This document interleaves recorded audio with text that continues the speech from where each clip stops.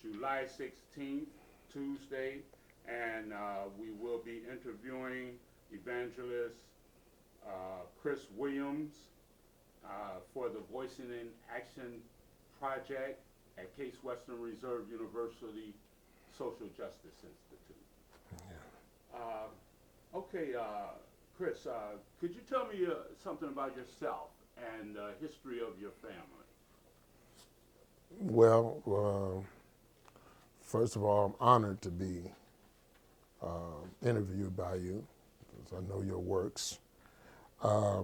We were raised, my family came up on Huff Avenue in 1950. I was born in 1950. And in the same year, we moved from Scoville to Huff. And that's where I was raised. And I was raised by my great-grandmother. Her name was Annie Legg. And we came up in a mixed neighborhood.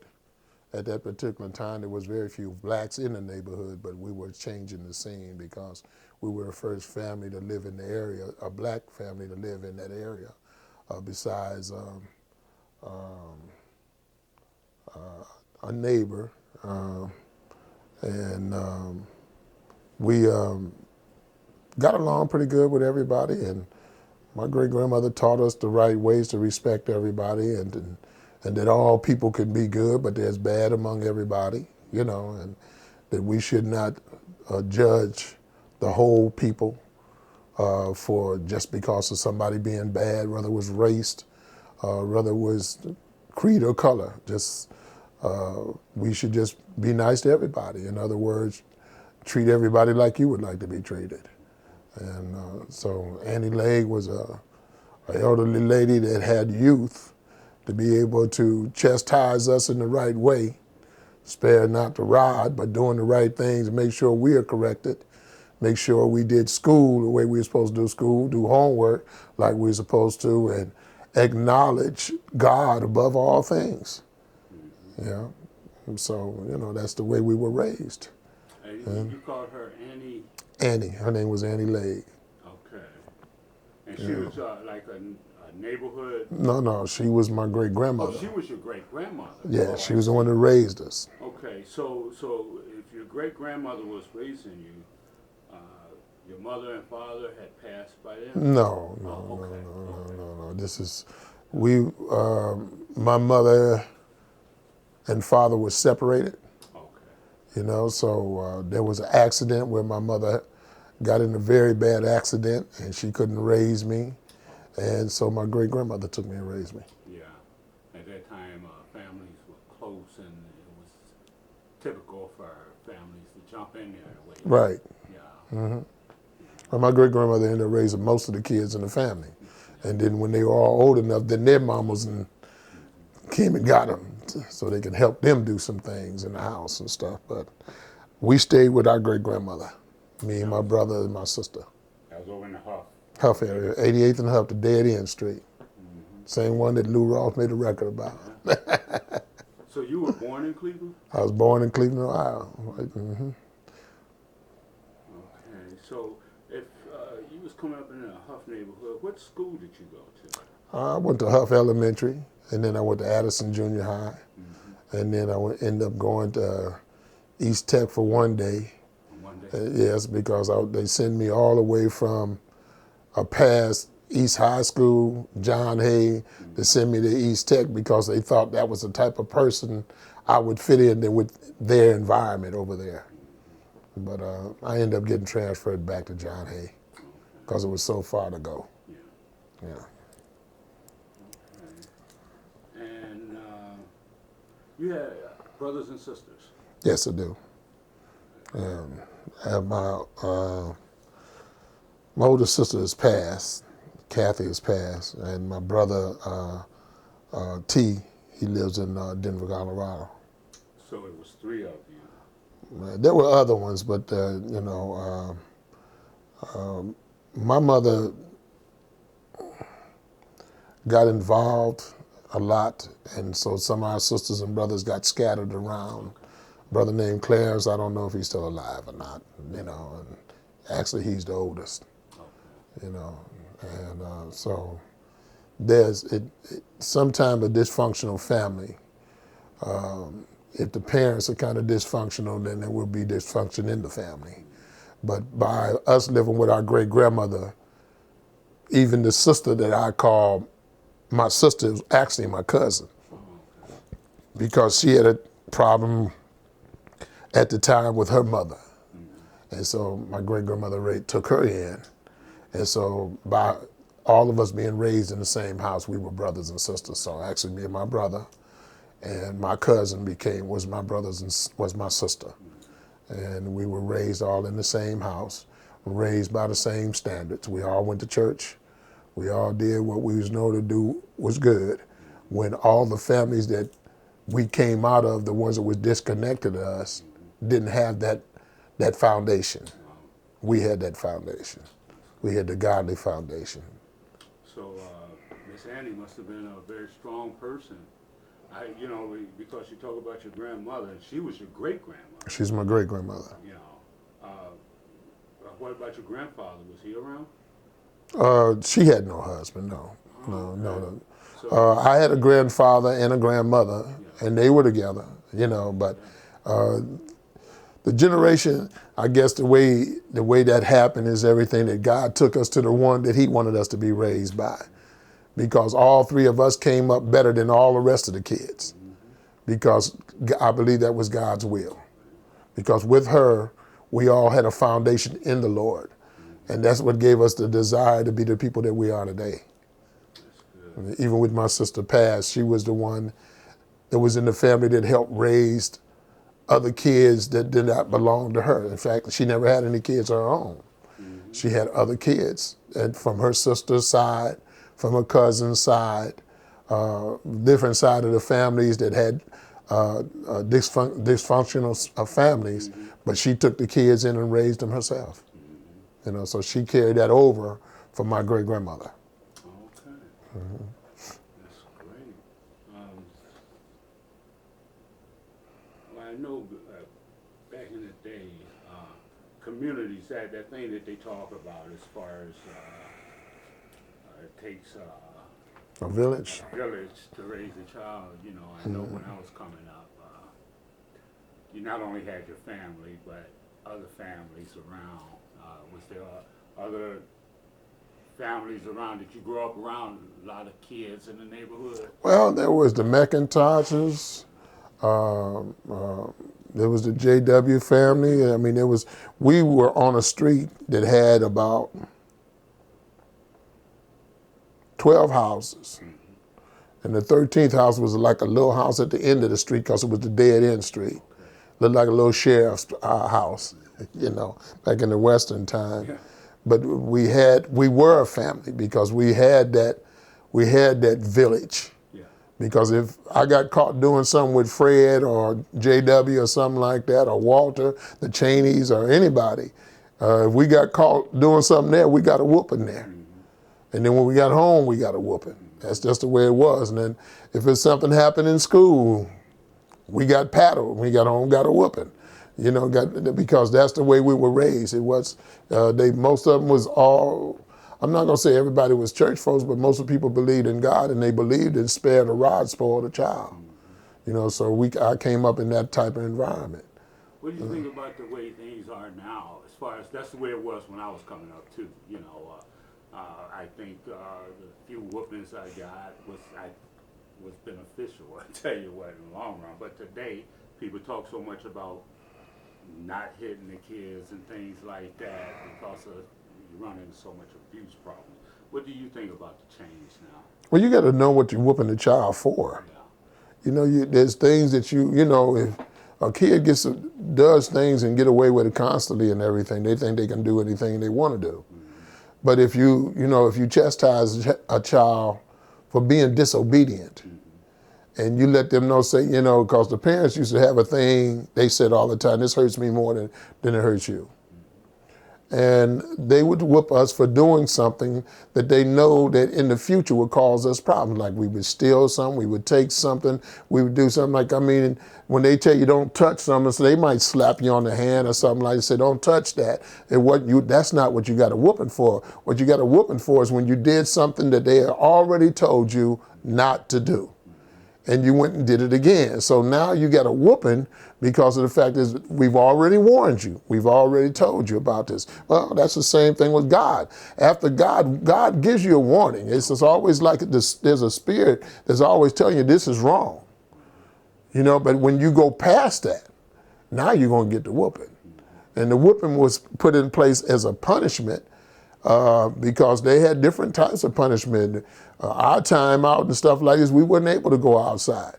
Sometimes we had to go to bed without dinner because the fact is that we come in late, we missed the meal, and we kept on doing it. They said, okay, then you don't want to eat, you can't eat. And that was the way they punished you.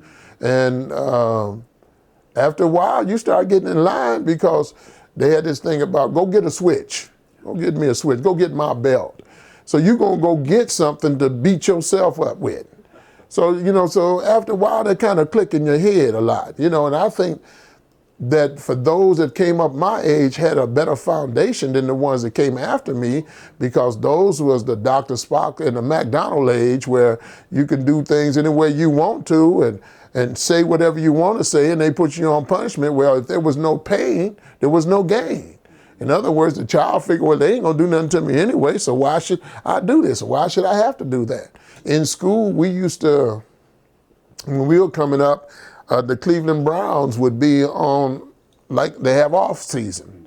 And when I was going to Addison Junior High and everything, I had people like Big John Wooten, which stood 6'5", 300-something pounds. Jim Shorter, who was was a wide receiver for the Cleveland Browns. We had all these people that were working as teachers and study hall teachers. They were, you know, this was the way they spent their time, was working in schools, helping the kids. And man, we go to school and get in trouble, and we would have to face these guys, you know, and people like John Wooten hitting you with a paddle this long with holes in them and everything, hit you 3 times, you standing up 3 days. You know, I mean, we got discipline wherever we went. And so when, you know, I mean, in the Army, wherever you went, you got discipline. On the street, you seen a policeman, you automatically just straightened up. Regardless what it is, you had respect for them. Our parents told us we had to have respect for the wine heads, you know, the drunkards, anybody that was an elder, you had to have respect for them.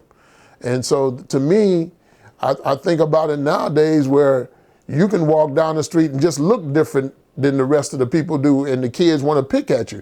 They don't know if you're going to pull a gun out and shooting. You don't know about all this stuff that's going on in the world right now with all our kids killing each other and fighting each other and coming in. You look at the parents nowadays, how they walking down the street or in the stores cussing out their children. Come here, you little B. You know, and everything. Get the hell over here and all this stuff. The way they talk to them now, they don't have any respect for them. So why would the kids have respect for themselves or anybody else? Because the generation that's coming up now, well, even the one before that was even bad. The one after me got worse. After ours, after let's say the 70 baby. The 70 child, you know, where they had that freedom thing. They had gotten the freedom now, so you got the freedom, but what did you do with it? A lot of people did get a little education, but the education only did was to help them be more knowledgeable about things they might have needed to do to try to be a little bit more successful, but they kept the ghetto mentality along with it. Because you found people that sit in a nice house like this, look good, but when they open up their mouth, they could hardly talk. They could hardly carry conversation because of the ignorance of the naturalized world that they come from, that we call ghetto, was still there. They moved in different neighborhoods, but they still took that mentality with them. Well, we were talking about school. Mm-hmm. Let's jump up to high school. What was it like in high school that John Um, I was one of the ones that when I got free from my family in junior high school, I graduated junior high school, went to John Hay, but I had what you call a reputation as being a hustler because I like money.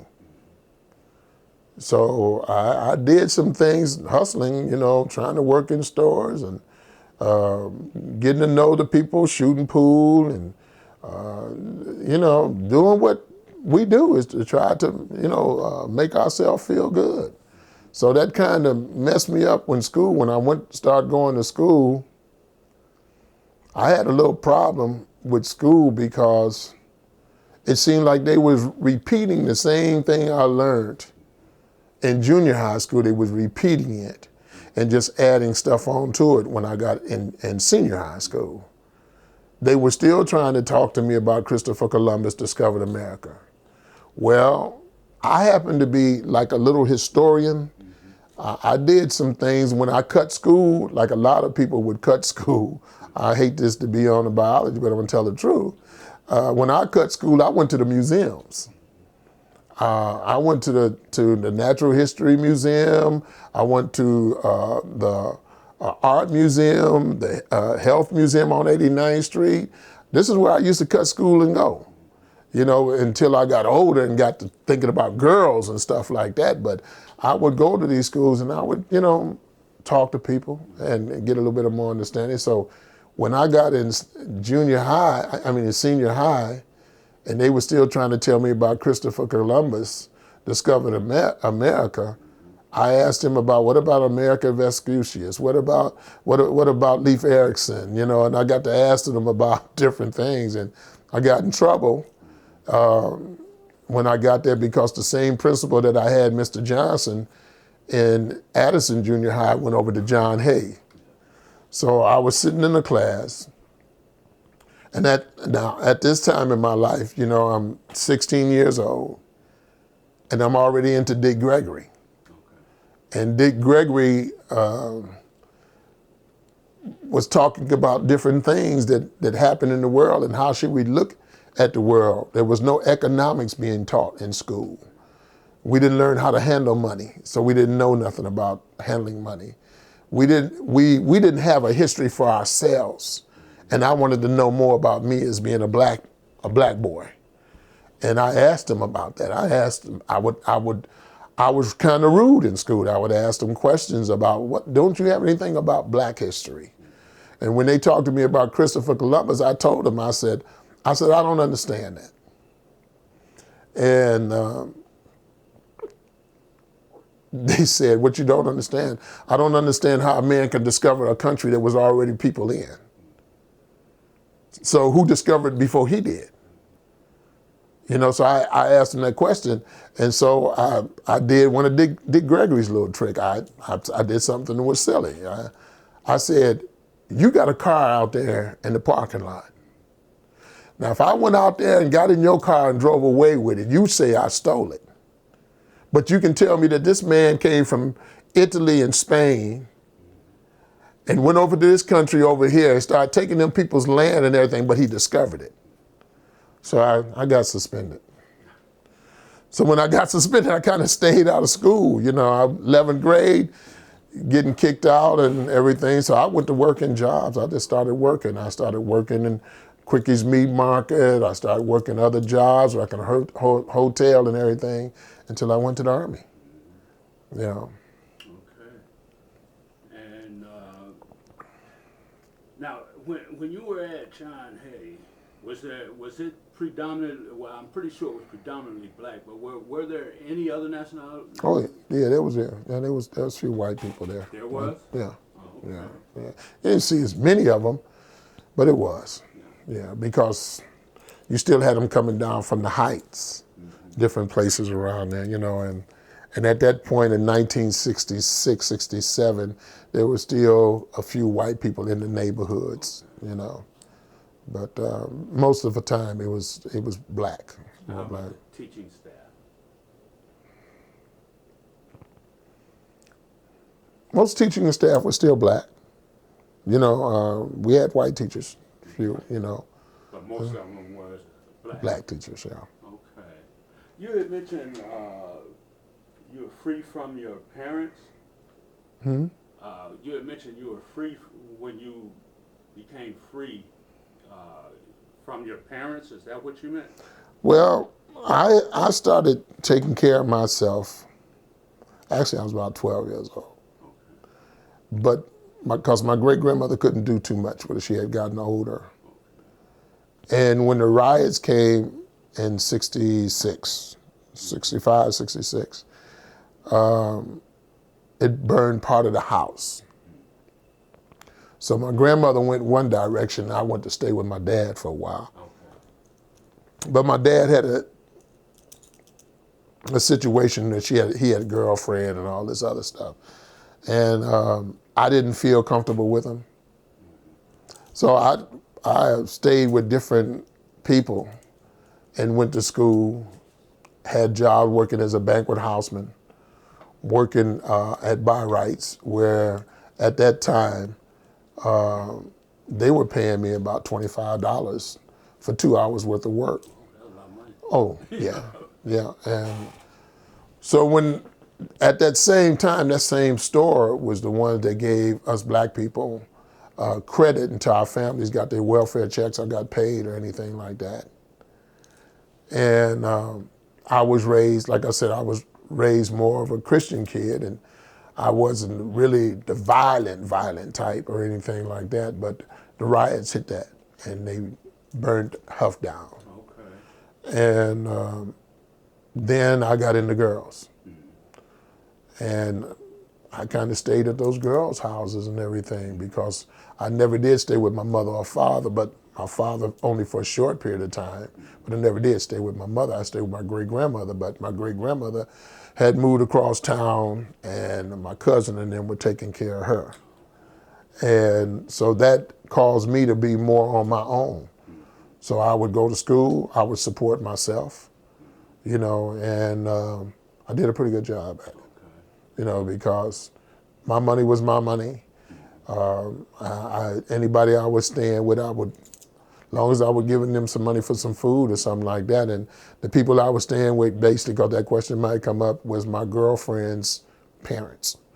Any girls that I was dating or something like that, I might stay with there until my great-grandmother got her another place, and I had a bed there. And then I was already about going on 16, going on 17 then. But before that, from about 12 on up. So you had to grow up pretty fast. Yeah. Yeah. Yeah. But good thing that your grandmother was there, or you'd probably been growing up with the knowledge of with the streets. Well, I grew up with the knowledge of the street because at 12 years old, I was already in the street at 12 years old. There's a lot of information I don't know if y'all want from me, you know, because I was already a father, not a father, but I already had a child at 12 years old, Okay. you know, because I was out there in the streets, and that was the lifestyle that we knew. And see, when we came up, it wasn't about, we didn't have video games and all this stuff to kind of keep us occupied with that. Is whatever you did. We played as kids and stuff like this, but if you had to kind of support yourself, you had to work. And you had to go to school because back in those days, we had delinquent officers. You know, if you was missing out of school, people went and got you and brought you to school or put you into an institution or something like that. But see, I was covered because the people where I was staying, I'm working when I get off out of school, I'm going to a job. So I'm either bringing meat home from Quickies Meat Market on 87th and Huff, or from the meat store where I was working before the riot, or from or when I was working down as a banquet houseman down in Sheridan. I'm always bringing in a little bit of money. So when you bring in a little bit of money and everything, people don't mind you because they got you in a separate bedroom and everything away from their daughters. Okay. You know, you sleeping on the couch or something like this because you still had to respect the household. You know, but that was off and on because I could go to my great-grandmother's house and change my clothes and stuff like that. But at that time, I had felt that freedom to just kind of be on my own a little bit. I'm running with gangsters, pimps, I'm hanging out with them. They taking me different places. I'm running a pool room at 13 and 14 years old. You know, so I got all these people backing me. So police come and say, oh, he's working, he's cleaning up and everything. I mean, I always had something that they was taking care of me because I was part of them. I was part of the environment, but I was part of the environment which they respected because I had a good head on my shoulder. I was a hustler. You know, and I wasn't trying to rob and steal and beat my people down. Yeah, I did some things to make money, but it wasn't robbing my people and doing stuff like that. I made some mistakes around when I hooked up with my stepbrother, but I learned from that. The next thing I know, I was in the Army. And once I went in the Army, a lot of that stuff, everything was over with, you know. Well, let's revisit the Huff riots. Mm-hmm. I think that was around 66, 65, 66. 65. Yeah. The first Huff riots was 65. Okay. Now, In the 65, 66, July, I think it was, yeah. what started those riots? And did you participate in them at that time? I really don't know. I really don't know. At that time, that's when I told you I was working at the grocery store. It was called Buy Rights. And the gentleman was giving me $25 to make sure I cleaned out all the meat coolers and everything and swept the place out and everything. It took me about 2 hours, so it was about $12.50 an hour, which my daddy wasn't even making that kind of money, but it did 2 hours worth of work. And my dad, at the time, would pick me up occasionally and we just go somewhere and do some things with him. I just would go somewhere and do something with him. That time he picked up me and my friends and took us to Chagrin Falls. And we went to Chagrin's, came back, and Huff was on fire. And my job was on fire. I got very mean after that. I got very mean. I used to call myself a black Klansman because I hated the black folks that did that. Because I not only thought about my job, I thought about a brother there his name was Charles Pope. And Charles Pope had about 11 sisters and brothers. His mama was not in a good shape and that she couldn't work as much as she's supposed to, and Charles was a thief. And he stealed so he could have food for his family, but that fire burned down his home. And nobody benefited out of it but the people that owned the property. No black folks benefited out. We lost because it was black folks burning black folks out. So that's when I started thinking about becoming an activist. I didn't think about the word activist, but I started thinking about fighting against things I thought was wrong. Like I came up against the black nationalists. And I just spoke on some things that they didn't like because I thought it was wrong. Well, if my brother hadn't got me and forced me to go in the Army, I might have got killed because what they were doing was wrong. They were rioting in our neighborhood. They were hurting and beating up black people. There was not a white man involved in that. I didn't see not one white man when I come back. I heard of a white man coming in the neighborhood setting fire to anything. It was us. And my job was gone. That job that I was making $25 was gone. And like I said before, this job would allow black women that was on welfare and everything, when they ran out of their money, they could go to that place to buy rights and get food until they got their welfare check again. And none of these people thought about anything with that. And once the riots was over, they never really built anything else up on Huff. They had a pick and pay up there for a little while and that was gone. But they never built anything else up there until Fannie Lewis came into it. Okay. That was the first riots, 65. There was, I remember the second one was in 60. No, there was 68.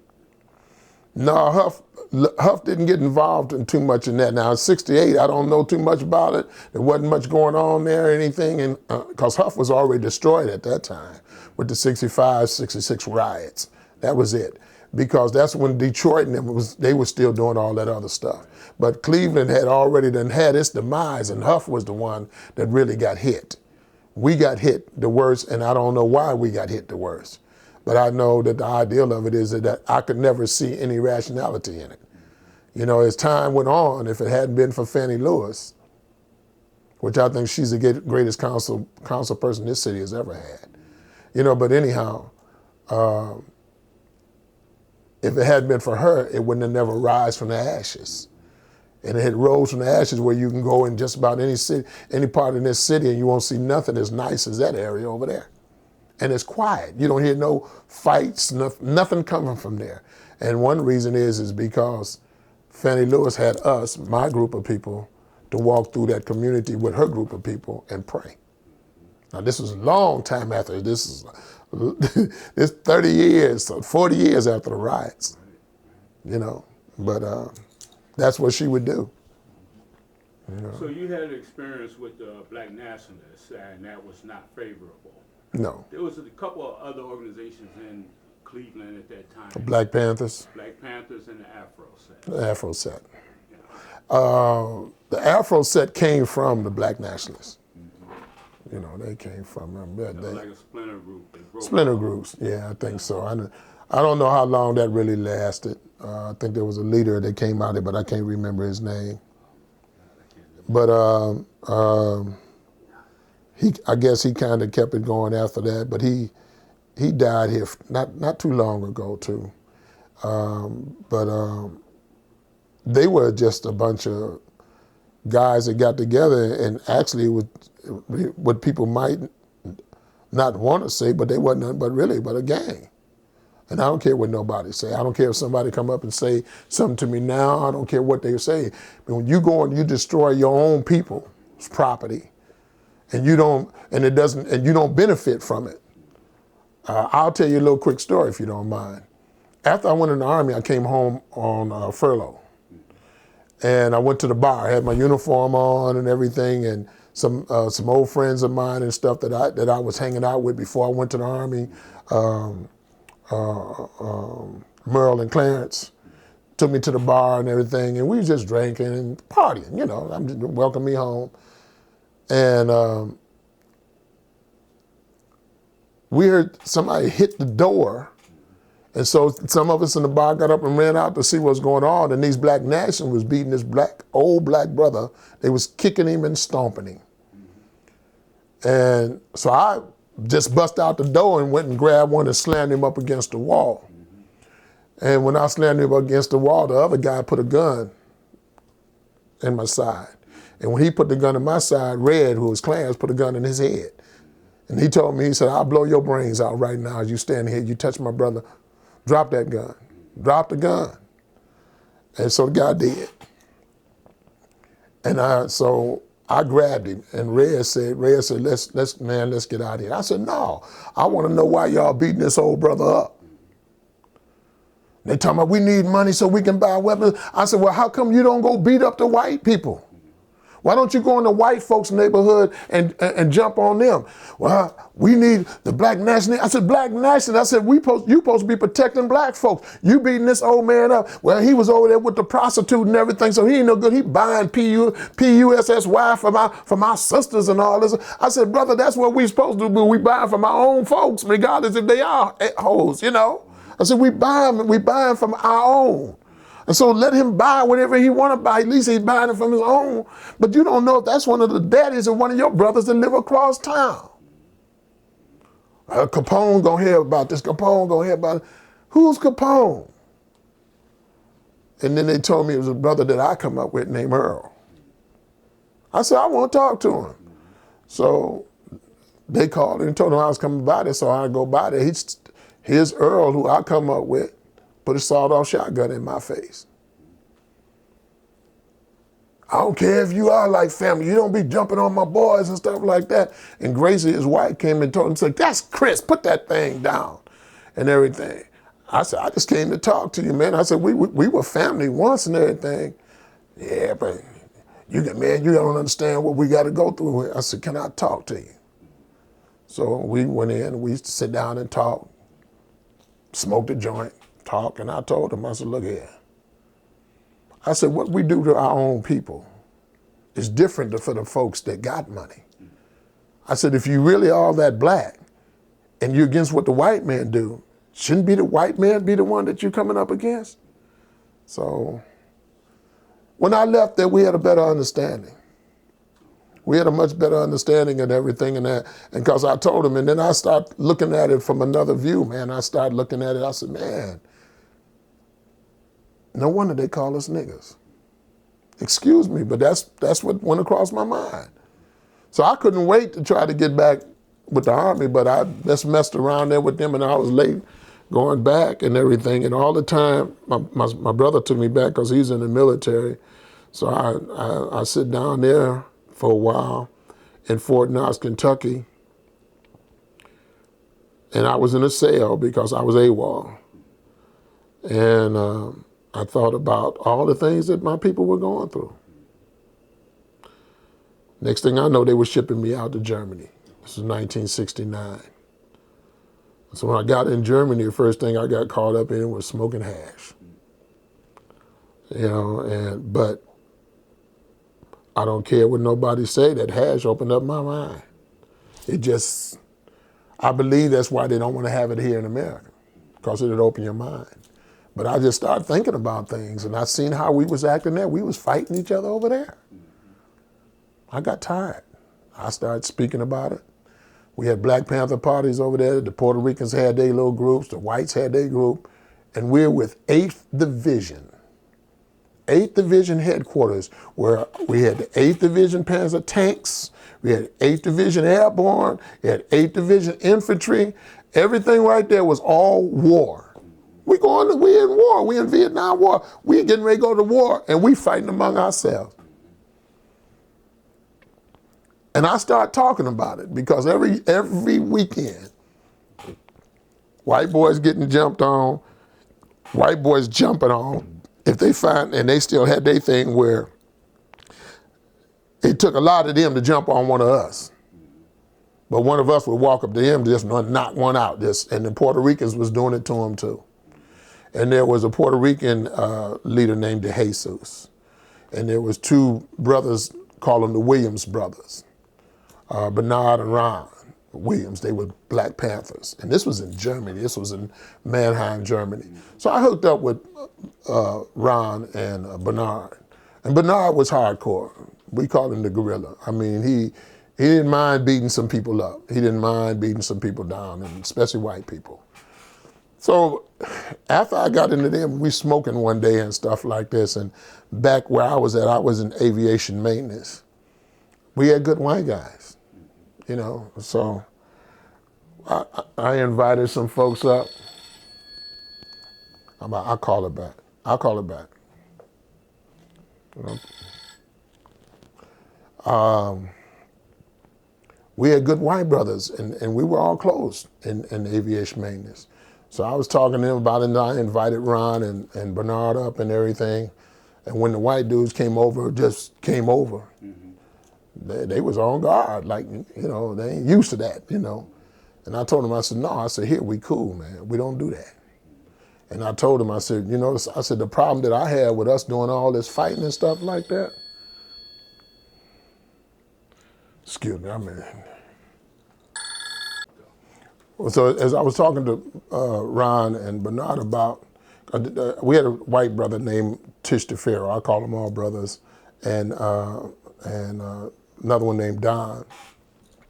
And we just got high together, and we talked because we was working aviation maintenance. We didn't get caught up in the whole lot of things that was going on with the infantry and tank corps and all this other stuff. And I told him, I said, how is it that we're going to go over to Vietnam and fight an enemy, a common enemy, when we're in the foxhole fighting each other? So that really started my role as an activist, because I started talking around all of them. Even when I go to go to the M Club, we go to the club and everything. And then I got to Jesus one time and I started talking to him about it and everything. And I told him, I said, look here, I said, man, we're going to have to learn to have a common ground in this. I said, because we're going to go over there and fight in this foxhole together and stuff. And we sitting there looking at each other while Charlie is picking us off. And so the next thing I know, I met me a German girl. And so I had went out with her and we partying. And so I come back, I want to get something to get high off of, go on to bed, you know. So I go over to Mo's room, and that's where we generally meet at. And I went over there, and it was 50 guys, blacks, white, and Puerto Ricans. And this is after we've been there maybe about 6 months, something like that. And I looked around, I said, what's going on, man? What's up, you know? Hey, I said, this look like a bunch of Indians coming together with a peace pipe, you know? And so we just kind of laughed about it a little bit and everything, and they told me, said, we want to get serious for a minute. Ain't no smoking, ain't nothing going on now. I said, okay. So I asked them, I said, well, what's happening? They said, we've been listening to what you said. And so I told them, I said, what are you talking about? I've been saying a lot.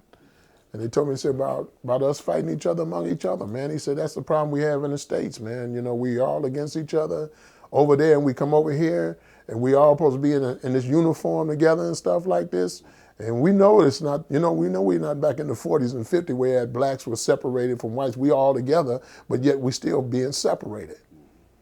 How are we going to, and you were saying, like you're saying, how are we going to watch each other's back when we're trying to kill each other and we got an enemy that's trying to kill us? So we got to talking. We want, you know, you've been gone for a little bit, you know, but we've been here going through this. So they told me that they had picked officers and everything and sergeants of arms and stuff like this in different groups, and the white guys came over and all of, you know, we had a DAP that we used to give in the military, and so, you know, and so they asked me to sit in this seat over here, so I sit down and see. They said, we picked all our officers, and they told me who was what, secretary and sergeant of arms in each group, the white group, the black group, and everything. But they said we wanted to have one thing in common, because you're always talking about we should have all things in common. I still deal with the Bible, and I use scriptures among them too. Whether I was getting high, what, God was still with me. At all times, I was still talking about God and stuff like this, but I know I was sinning, you know, but that was the life, you know. But I still put God in it. Thank God for Annie. That's right. And so they told me that they wanted me to be president of the group, and the name of the group was Brothers International, you know. And that was the first one that I ever known of. It was in the military and everything, and things start, crime, all this other mess that we were doing, the fights and everything started just, it almost came to the point where there wasn't hardly any at all, you know, and the only thing we was worried about it was the guys that was taking acid and stuff like that, because we had a lot of drugs around. But we got to the point and everything where we could communicate together, we worked together, and what was kind of powerful about it is that the guys that was in the groups worked in the main parts of the military, like the levee section, where if anybody was getting moved around anywhere, we moved them around. Personnel, handled all personal files, finances, so we had power. I didn't realize that until they told me about some racist general colonel. And the guy said, we need to get him out. Found out that he had that power. You know, because it wasn't on me. I didn't, you know, they came up with it. All I was the one who was the mouthpiece, you know, and everything. And I told them, you know, whatever y'all need to do, if y'all know somebody doing that kind of stuff, then I got called in, and they told me there was a colonel called me in, a warrant officer, and then they sit down and they talked to me about things that was going on. And they told me what I think about staying in the military and everything. I said, man, I'm getting up out of here. I don't want nothing to do with y'all. You know, I was young. I wasn't thinking about it. I hadn't even, at that point in time, I had I hadn't even turned 19, you know. So what I told them, I said, look here, I can't do this, you know. And so they kind of told me that, you know, you have an opportunity here because we know what you're doing. We know we heard about it. And so, you know, it was my time to get ready to leave off from over there. I learned how to speak the language. I was in Germany, so I was dating a lot of German girls. And then there was a brother over there named Brother Graves, who was a black German. He was American, but he learned the language so fluently that they used him as an interpreter for everything, you know, and stuff. So they just give him privileges. And so he was teaching us the positive side of Germany, the language and everything. So one of the greatest compliments that I ever received in my life, and I still mark that up as one of the greatest compliments that I've ever had, is when there was a Sergeant McDonald from Texas. Old bigoted, probably was a racist before when he first came in the military and everything, but through some things, he used to sitting down. I worked in the mess hall with aviation, and I worked in the mess hall and everything, and Moose used to send us all over Germany collecting stuff and getting food and different things so we can have some of the best food in our mess hall than they had anywhere else. And so we would toss on trade stuff off and stuff like this, you know, I mean, all kinds of stuff we'd be trading off and everything to try to make it better. I would build these big old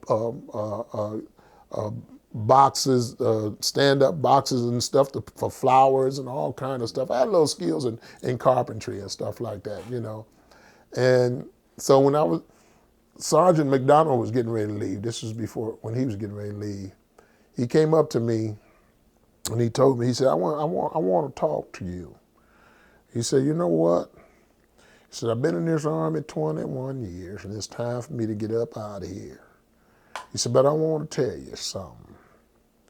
He said, I listened to you and all the things that you said. He said, you may not have paid attention to what I was saying when I was talking, but I did pay attention to you. I said, Sergeant McDonald, I said, I listened to what you were saying, but some of the stuff that you were saying was way above my head, man. I mean, you would always talk about the way it used to be. I said, I'm telling you how it has to be. He said, just let me finish, just let me finish. He said, when I start paying attention to what you were saying, I didn't know who Martin Luther King was. I thought he was a rebel rouser. I never heard of no Joseph Leblansky. I don't know none of the people in there. He said, I didn't know that white folks had a lot to do with civil affairs. He said, I hadn't heard of the coal miners union. I've been 21 years in the Army. I hadn't been paying attention. And you're overseas, you're in the wars, you're overseas over here, you're in Germany, you're in different places. He said, you don't get the news. And he said, I knew Malcolm X hated black folks. He just hated us. He was just like our side of the Ku Klux Klan. I said, no, you're wrong. I said, he didn't know enough about you to hate you. He didn't learn about you until he went to Mecca. He said, I found out that by listening to you. He said, that's why for a long time I didn't have anything to say. But I'm going to say this right now. He said, if there was more men like you in this Army, I'd stay. And he said, I learned so much from you in such a short time. And so I always kind of crank that up as to one of the best things. I can't give myself credit for starting the International Brotherhood because the guys did that. All I can say is that I put the information out there, I put the words out there, I put the understanding out there of what we should be as a people, especially as a soldier in the United States Army. And so once putting that out there, they did something with it. We held on to it until all of us was gone. I don't know, I don't think anything else was done after that, but until all of us gone, it was peace because, like I said, I had a colonel and a warrant officer come and try to get me to stay, but I was stupid. I got out. That was a great accomplishment back at that time. How many years were you in the military?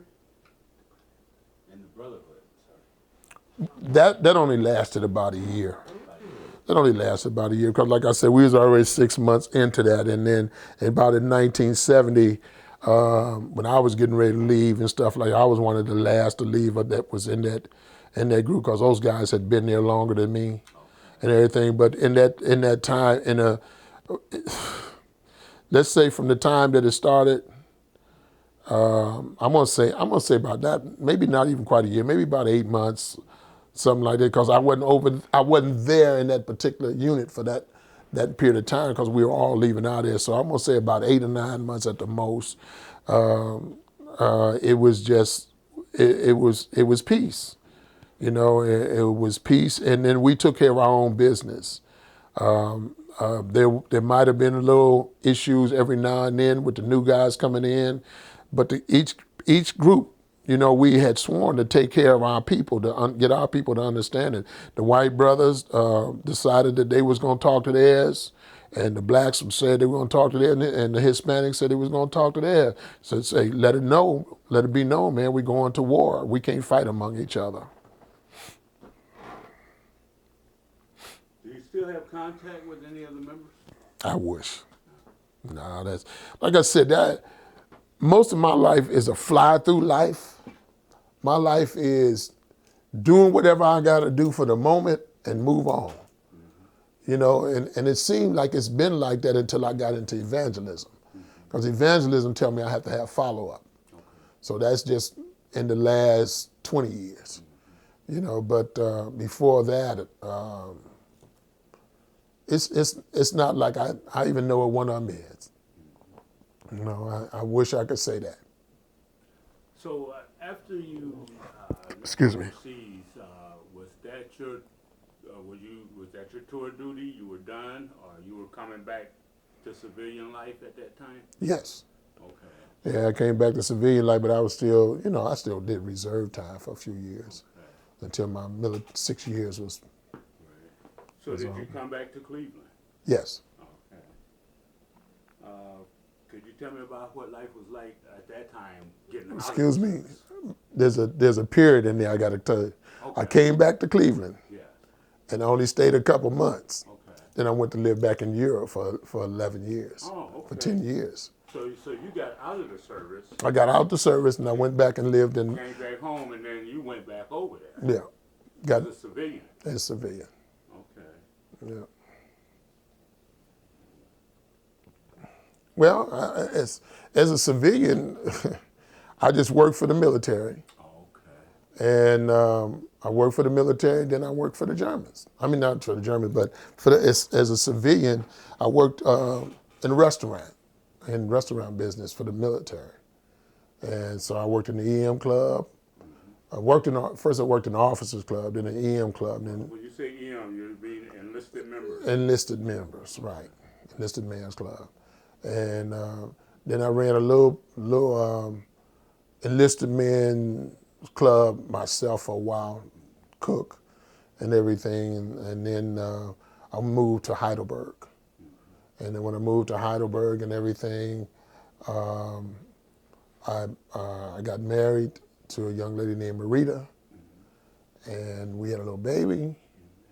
And then I was just then I went to work for the Germans in International Harvester. Okay. Because it paid more money and the insurance was great. Because over there, the insurance covers everything. Once you work for a job, it covers everything. It covers all your medical, it covers all your dental, it covers your eyes, everything. Their medical system over there is what this system wanted to be. I mean, they cover everything. Your money goes to the bank, your bills are paid from the bank, and what's left is yours.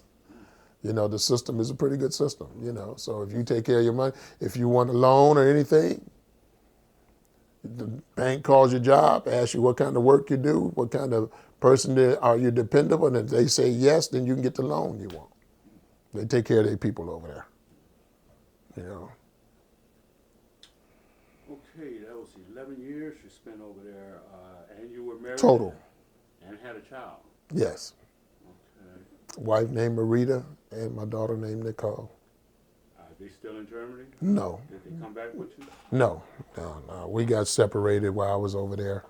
We went through a lot of different things. We're still young and everything. And I came on back to the States because this is where God wanted me to be. Okay. And then later on, they came back and went to Florida, and she got married somewhere else, to somebody else. Now we know about racism in America. What was it like in Germany? It was there because of the fact is that the white man took a racial, he took this racial stigma over there that black people grew tails after 12 o'clock. And he put that out on us. He actually put it out over there. People actually believe it. And people believed it because there was one time we was in Worms, Germany, the same place where Elvis Presley was at. Because we had got there right after Elvis left and Archie Bell and the Drells. And we went to Worms, so we went out dancing one night and stuff like this, and the girls literally got up behind us at 12 o'clock and started looking to see if because these clubs here I don't know why blacks hadn't went to the club. I don't know. I don't know. But it was in Worms. And they actually got up to try to see if we grew tails.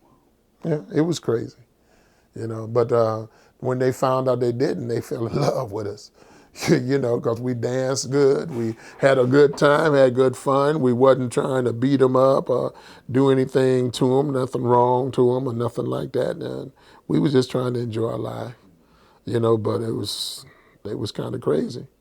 And I've been called Swatsuhun, meaning black dog, before, but I didn't pay too much attention to it because once I learned the language, when they said something and I could give it back to them, whatever they said, I turned around on them. And then they kind of left me alone because they didn't know if I was black German or not. And so you have Germans over there that are black Germans. Yeah, oh yeah, and you have a lot of half-breeds, and most of the Germans, though, are respectful. Well, we're talking about the West Germans. We're not talking about the East Germans. We're talking about West Germans. They just done come together now. I understand the East Germans are really a mess, but the West Germans were pretty nice. It got to the point over there where racism was so bad over there in Germany that they wouldn't let a black in a club. They wouldn't let them in the club because the black folks came over there, and like I said, there's some things I may bring out in this thing if it shows up, and I don't know if y'all gonna cut it out or not. That black folks may get offended of, but it's the truth. Because when we first came over there and we started initiating, trying to get brothers to understand, man, you don't go over here and go up to them and start talking about ficky and using all that negative language. Because that meant F you, I want to F you, and stuff like this. And like Graves was trying to teach us this positive side. So we used the positive side. But the brothers went over there because drugs over there, you can go and just buy anywhere. You can just go and buy drugs. Was just everywhere you can buy it, And they had a place there called the Holy Ghost Church. It was a cathedral. You go behind there and buy all drugs you want, And it was legal until we started abusing it. And then the MPs went to the Germans' authority and everything and told them, said too many GIs are getting caught up in the drugs and everything. But blacks would go in the club, they was raping, they were beating up people, they were having a lot of fights, causing a lot of trouble.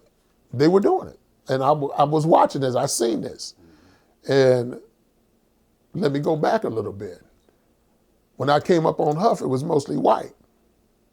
When blacks came in and everything, the white folks that was there might have showed a little bit of bigotry or something like that, but you didn't feel the racism as much.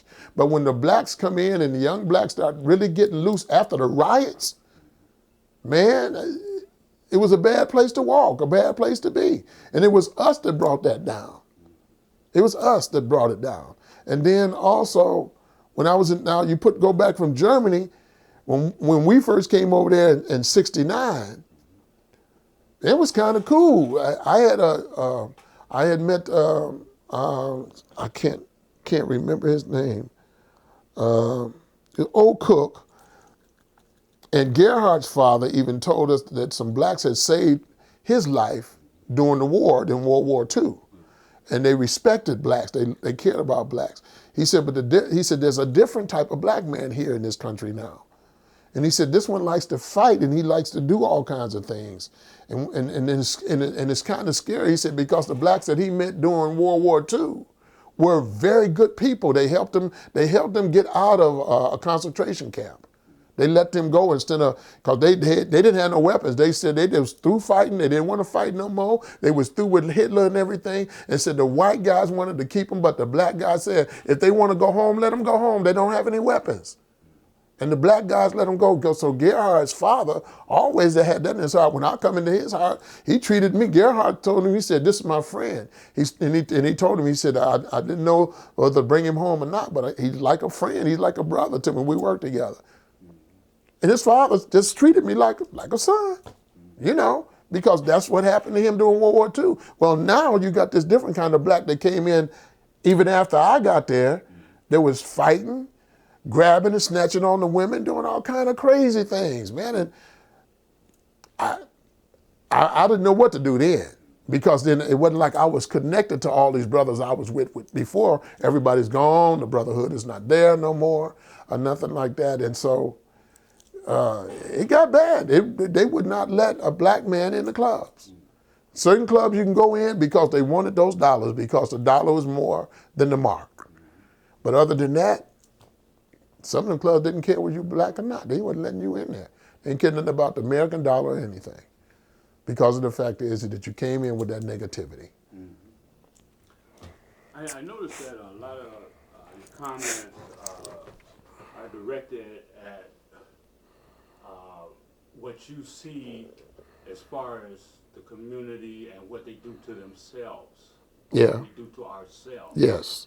And, you know, I recognize that in you,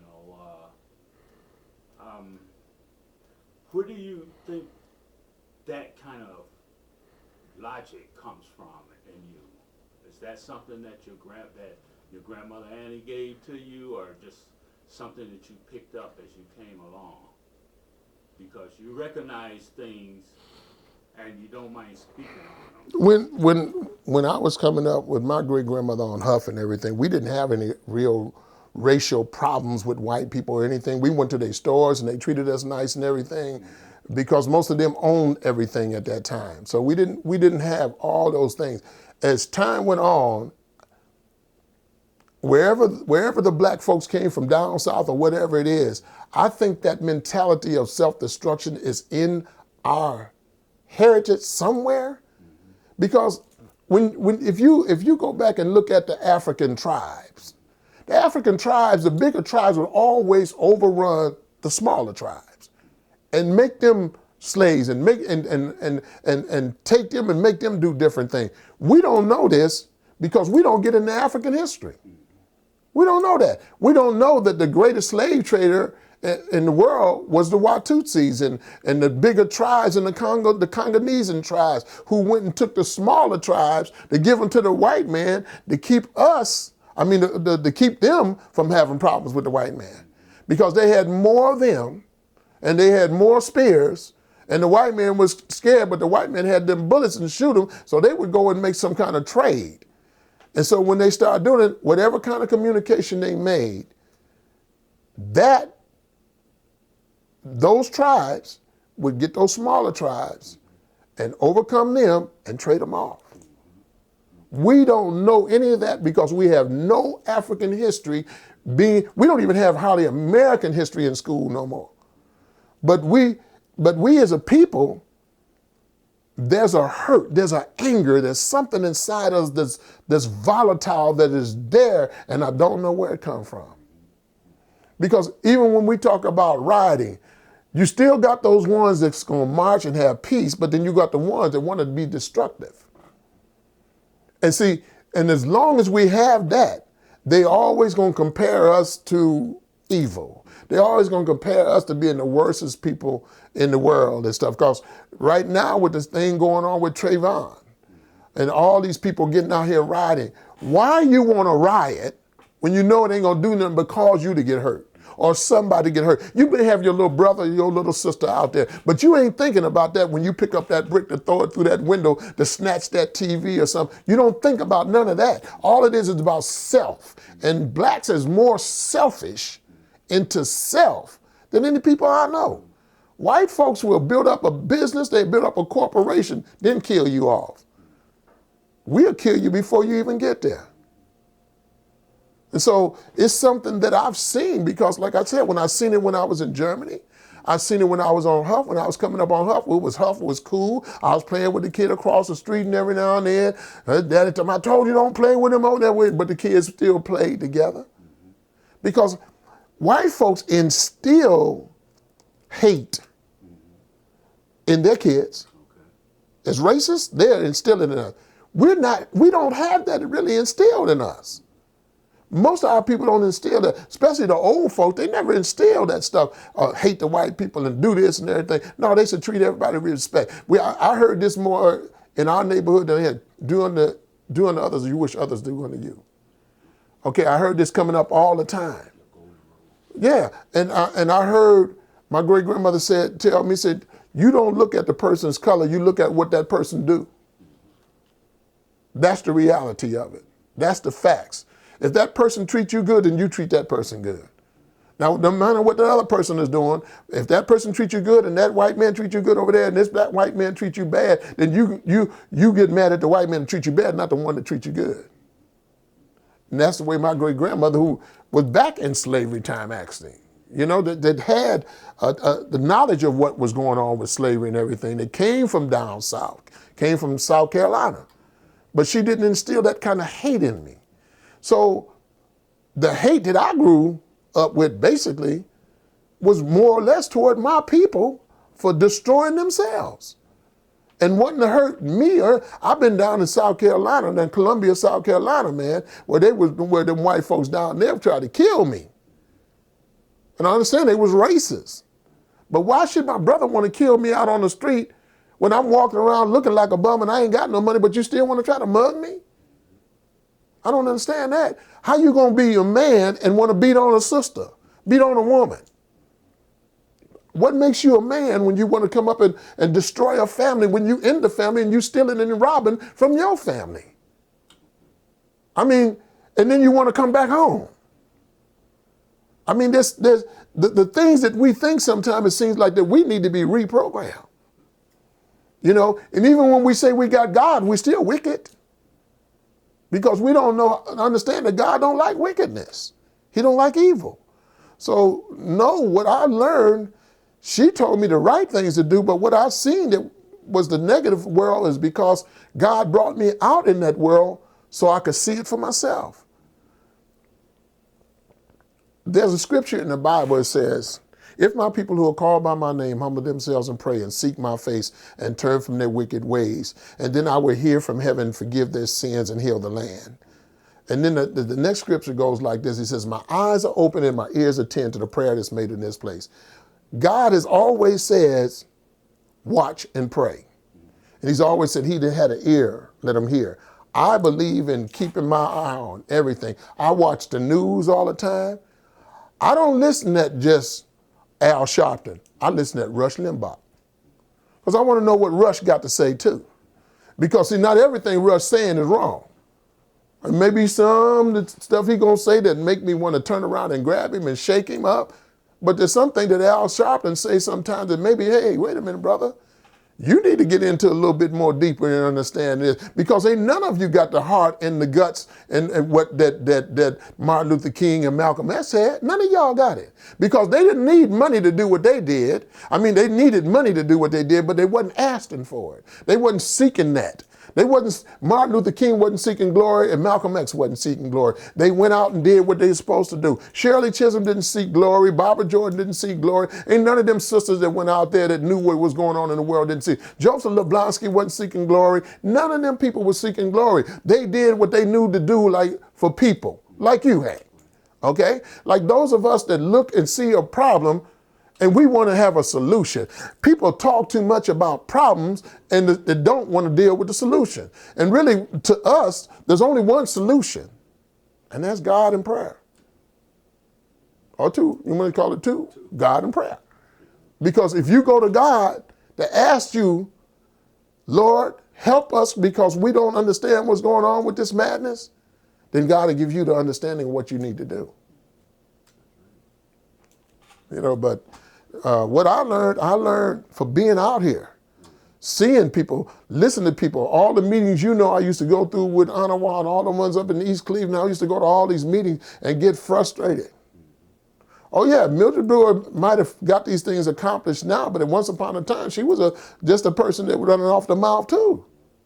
Because at certain times, you can only do so much when you got your hands tied. But you talk a lot.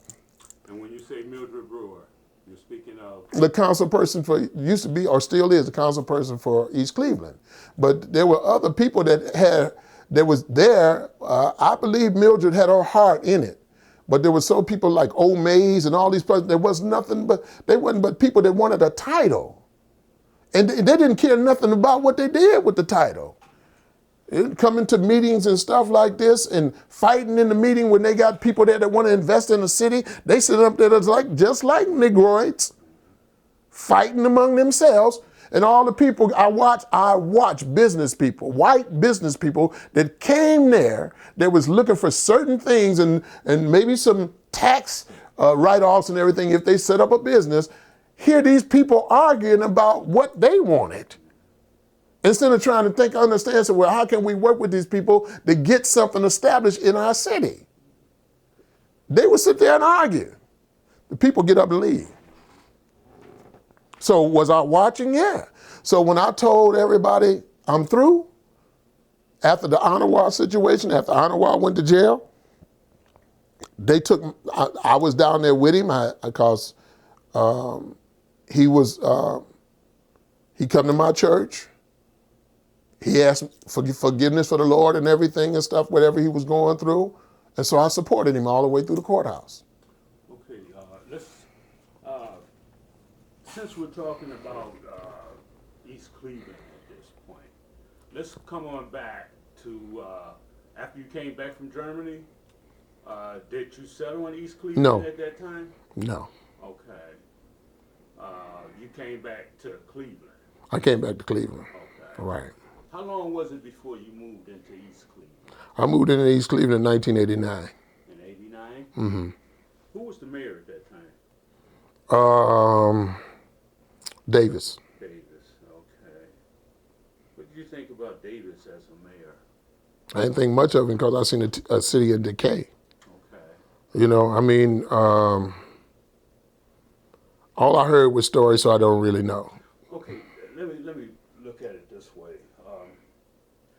Prior to you moving to East Cleveland, what relationship had you had with East Cleveland, or what did you see as far as the city of East Cleveland before you even moved there? Only relationship I had at East Cleveland was they had a Burger King. Okay. and anywhere else in the area of Cleveland where I was living at, because I was living on 93rd and St. Clair and everything, we didn't have a Burger King at that time. So I would come up to East Cleveland, and I used to hear that East Cleveland was top flight.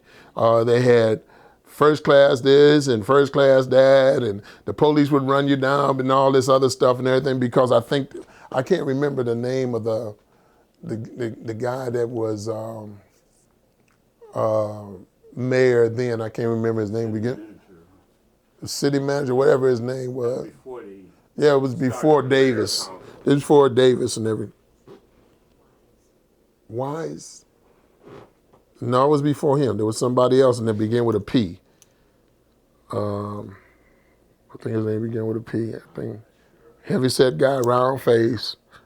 I could remember his face, but I can't remember that. And then Wise might have came in after. I don't know. But anyhow, East Cleveland had a good reputation. Yeah, okay. A pretty good reputation. But the only, like I said, only connection I had with him was the Burger King. Okay. So you came into East Cleveland with the idea that this is a good, grounded city. You know, it has favorable things that you desire. I came in because I got a house at a good price. Okay.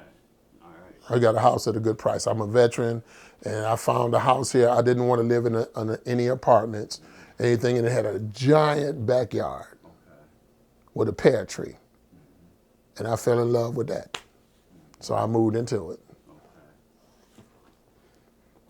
Okay. But after moving into it, So you saw the change in the city. it wasn't what I was told.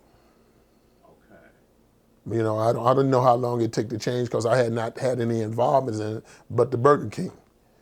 But when the guy came up with this house and everything, and I could get it at a price that I could afford, I've always wanted my own home, and I had just gotten, well, I had gotten married in '87, '86 actually, and we had lived in Denver, out in Denver for a while because my brother was out there and had business. And then my wife couldn't stay out there because she ran into a racial problem out there in a job she had. And then her family was having problems back here, so she moved back here. So I sold everything that we had out there and then moved back here with her. And then we went looking, after we kind of got our heads together, we went looking for a home. And I found a home in East Cleveland. Okay, so that kind of brings me to this question. Think back to your earliest memories of East Cleveland and tell me what life was like then. Once I moved in, Yeah. well, you know, I was busy, you know, trying to get my house together and everything and stuff like that. And it was a place that had a lot of ghetto-minded people. I mean, ghetto-minded people, a lot of cussing, a lot of fussing, a lot of fighting, a lot of kids running up and down the street and stuff like this. This is 1989. And where the street that I was on, they was not used to anybody that,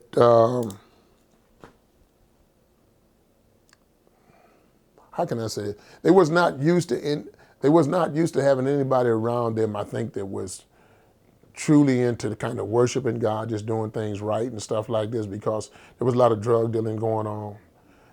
There was a lot of, things that the average people just like to do that didn't care about how the other people perceived it. You know, staying up late at night, parties late at night. But then after a while, they started having meetings of the people and stuff like the street clubs and stuff like that. And I think I went over to one at the rec center, and when I went over there, that's where I met the mayor, Anawa. And he was talking about how can they cut down on crime and blah, blah, blah. And they had a lot of the people over there that had street committees and stuff like that. And so I opened up my mouth and told them, I said, well, the one way that you can really do something about your neighborhood and everything is you have not a vigilante group, but a group that would be able to walk the streets, and I said, and talk to the people and talk to the drug dealers and support the police and let them know we're gonna turn you in. We're not gonna stand by and just let you run us out, and everything. And so the mayor asked me at that particular time, would I be interested in forming a group? So we asked people right there. There was a minister there named Bowie. He asked him to be a spiritual support, and we asked, was there anybody there that would be interested in forming Block Watch?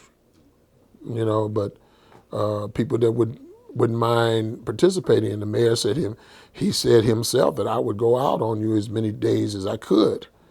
If we pick some days to go out and everything, and whatever days I can make it, I'll go out with you. And then they had, I forget this police lady's name. Her name was Kathy. I can't remember Kathy's name. Stanton. Kathy Stanton. She was like a community liaison or something like that. And so all of us got together, and and we formed East Cleveland People's Patrol. Okay. You know, and I became president of that group. You know. So you moved into East Cleveland with a certain picture of the city. You got you a good piece of property. That's your earliest memories to find out that it wasn't what you had been told about. Yeah, at that point, yeah. You found out at that point. Now, what are your fondest memories of East Cleveland?